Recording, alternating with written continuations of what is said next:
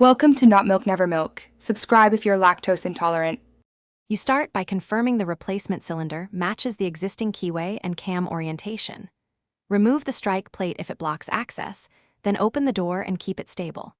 Use a screwdriver or Allen key to remove the long retaining screw on the face edge. Once removed, press the lock cam in while gently pulling the cylinder out.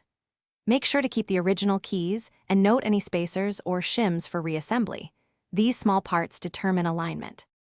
Once the retaining screw is out, insert the original key and turn it slightly to the position that releases the plug, typically around 10 o'clock, so the pin's clear. While holding that rotation, pull the cylinder body straight out. If it sticks, wiggle gently while depressing the cam. Inspect the old cylinder for retaining clip or spacer remnants and match the new cylinder's cam and tailpiece orientation. Make sure the new cylinder seats flush and that the plug turns freely before moving on. You now seat the new cylinder by aligning the cam and tailpiece with the lock mechanism and sliding the cylinder fully into the door. Secure it with the retaining screw but don't over-tighten. Once snug, operate the key through 5 to 10 full cycles to confirm smooth action.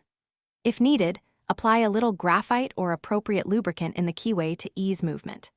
If binding or misalignment appears, remove the cylinder and verify cam orientation, spacer order, and that the bolt or latch is fully retracted. Thanks for watching. If this was helpful, leave a like and consider subscribing. See you next time.